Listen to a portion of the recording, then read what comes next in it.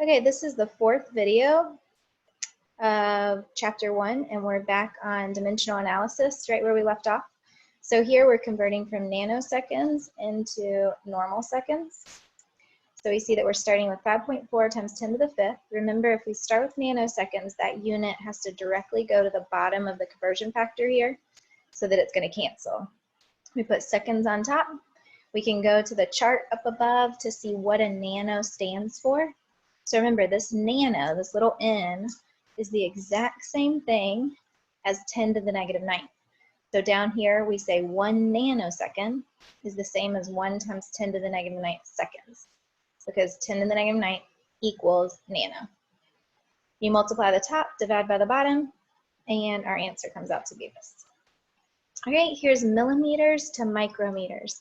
We saw this earlier, but whenever we have a prefix and we're going to another prefix, it's oftentimes helpful to go to the normal unit first. So I'm going to take millimeters to normal meters and then meters to micrometers. So here I start with my millimeters that was given.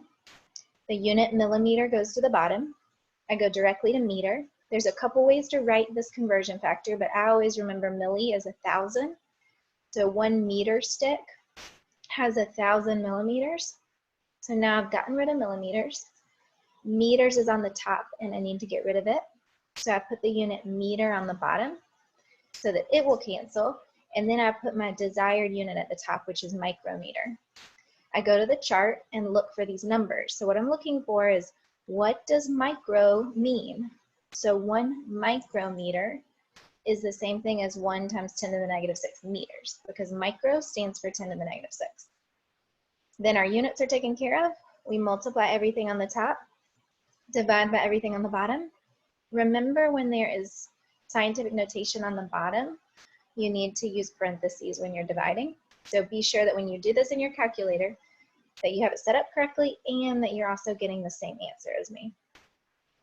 Okay, so conversion factors can also be squared or cubed. So, you hear square feet a lot, cubic feet a lot.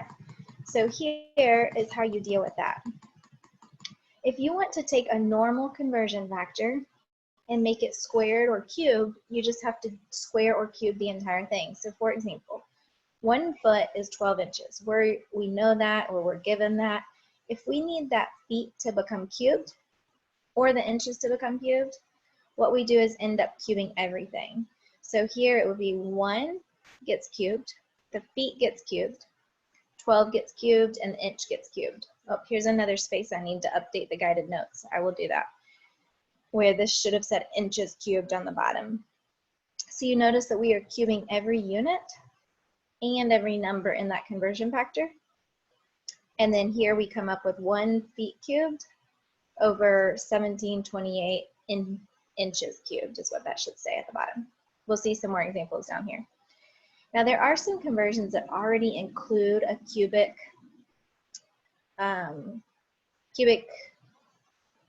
factor or variable. So centimeters cubed, for example, 1 centimeter cubed is the same thing as 1 milliliter in volume.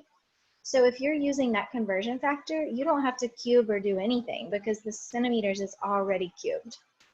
Same with 1 meter cubed equals 1,000 liters. So that's what you do if the unit is already cubed. You just use it as is. So here, say we have 214 centimeters cubed, and we're trying to get to meters cubed. Okay, so we're starting with 214. We've got centimeters cubed, which has to come to the bottom. We're trying to get to meters cubed.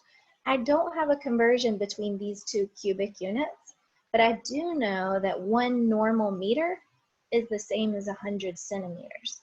If I know the basic conversion factor, I can cube everything in there and make it a cubic conversion factor. So the 1 was cubed, the 100 was cubed, and then the units were cubed. Multiply the top, divide by the bottom, make sure you agree with everything, and that we come out with the same answer. And now we are in meters cubed. Okay, millimeters cubed to centimeters cubed. Very similar. We're still going to go to meters first, meaning get rid of 1 prefix, and then we'll go to the new prefix. So here we start with millimeters cubed. We're going to put millimeters cubed at the bottom and get to meters first. And remember, 1 meter is 1,000 millimeters. So we have a normal unit conversion that we're used to. Cube everything in there, and then continue on. So we now have canceled millimeters cubed. We're left in meters cubed at the moment. So we bring meters cubed down to the bottom, and we get to centimeters. We know that 1 normal meter is 100 normal centimeters, and we will cube everything in there so that the units become cubed. The units are canceling out. We're left in centimeters cubed. Here are 2 possible options for the answer with 3 sig figs. Okay, if a volume of an object is reported as 5 feet cubed, what is the volume in cubic meters? So here's feet cubed to inches cubed to centimeters cubed, to meters cubed. You can pause and look at this a little closer, but we know all of these normal units and conversions. So all we had to do was just cube everything as we go. So be sure you check through that, and here's your answer at the end. And then one more. This one is slightly different. So let's look at this guy. The Earth's oceans contain approximately 1.35 times 10 to the 9th kilometers cubed of water. Calculate the volume in liters. Okay, no matter what you're doing, always just go ahead and write what you know. So here's our kilometers cubed that we're starting with. We have no option but to bring kilometers cubed straight down. I don't have a conversion straight from kilometers cubed to liters, which is what I'm trying to get to. But I do know how to go from kilometers to normal meters. 1 kilometer is 1,000 meters. I cube everything so that it all becomes cubed. I've now gotten rid of kilometers cubed. I'm in meters cubed. So no matter what, meters cubed needs to come to the bottom. And remember, I showed you a couple of those helpful conversion factors up there, which you'll be given. 1 meter cubed is the same as 1,000 liters. And by what I mean that you'll be given it is it's an available conversion. You don't necessarily have to have it memorized, just know where to find it. So I don't cube this last conversion factor because the meters is already cubed. 1 meter cubed is 1,000 liters, so there's no need to cube any of those numbers right there. The units cancel and you end up in liters. And that says 1.35 times 10 to the 21st liters. Okay, density is another thing that can be used as a conversion factor. There's a couple ways to do density problems, and we'll talk through it. But remember, density is mass divided by volume. So here it says an unknown solid has a density of 1.32 grams per milliliter. What I want you to realize about density is that it can be used as a conversion factor. Over here, you can see how I wrote 1.32 grams for every 1 milliliter. Or you can always turn conversion factors upside down. So for every 1 milliliter, it would have 1.32 grams. It's giving you a ratio. The other option you can always use is density equals mass divided by volume. I prefer using the conversion factor, but the equation is totally fine. I'll try to show you both every time. So here we're given the density. When the object is placed in a graduated cylinder of water, the water level rises from 15.2 to 21.95. What's the mass of the solid?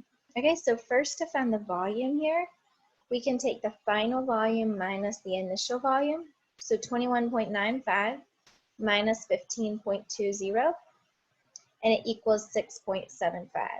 So that's the volume that you get for the object. When you are subtracting, remember you're looking at decimal places. So we applied the decimal point rule to the subtraction and got 6.75. That's the volume. So in the first option here, what I've done is started with what I know, which is that this sample has a volume of 6.75 milliliters.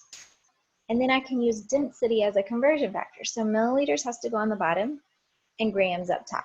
So 6.75 times 1.32, and that gives you 8.91 grams. The other option would be to use this D equals M over V. Plug in density, plug in volume, and it's cross multiplying. There, it's no problem at all. I just see some careless errors sometimes with the algebra. Either way is totally fine. So here, what would be the volume of 342 grams of benzene if you are given the density is 0.879 gram per milliliter? Here's the way you can do it by just plugging in your D, your density, and your mass. Make sure your units match on both sides. If not, you need to convert first. Here's where you've got to cross multiply and then divide. So careful with the algebra if you use this route, but you should get 389.3. The other way you could do this is using the conversion factor. So you start with your grams, your given mass, and then you use your density that was given. So grams has to go on the bottom to cancel, and milliliters on top. So 0.879 grams on the bottom and 1 milliliter up top. It shows you the quick division to get the same answer. Okay, density of benzene is 0.879 grams per milliliter. Calculate the mass in grams of 1 quart. So here it's a little bit tricky because the units don't match each other. In the density, we have volume as milliliters, but the volume's given in quarts. What that means is I've got to change quarts to match the density first. So 1 quart, I've got to get it into milliliters first. So my quart goes away and I change it to milliliters. I would have to be given or find this conversion factor. 1 quart is 946 milliliters. And then I can use density to go from milliliters to grams. So it helps me make sure that all my units match. And I just multiply across the top, divide by the bottoms, and end with 3 sig figs. Okay, the last problem here is showing you what to do if you are changing some kind of conversion factor. So for example, if a car travels 28 miles per gallon, and you're trying to change that to kilometers per liter. So we have 2 different units here that we have to change. So we start with our original 28 miles over 1 gallon. And you focus on 1 unit at a time. So if you're starting with miles, miles is on top currently, so it's got to go on the bottom. Miles and miles, change to kilometers. So that first step changed this to kilometers per gallon because I haven't done anything with gallon yet. So then I tackle the gallon. Gallon is currently on the bottom. So if gallon is on the bottom and I want to cancel it, I have to bring it to the top here. That's how I got gallon right here at the top. And I went from gallons to quarts, and then quarts to milliliters, and then milliliters to liters. Of course, you could have looked up a gallon straight to liters. I just didn't have that on hand. So you can do as many conversions as you need, just continuing to bring your unit either up or down, whichever place it needs to go to cancel. And then now, at the very end, we will be in kilometers per liter. Everything else will have canceled out. So you multiply everything on the top, divide by everything on the bottom, and then here's your final answer. And at the end of these notes are some helpful conversion factors that you have available too.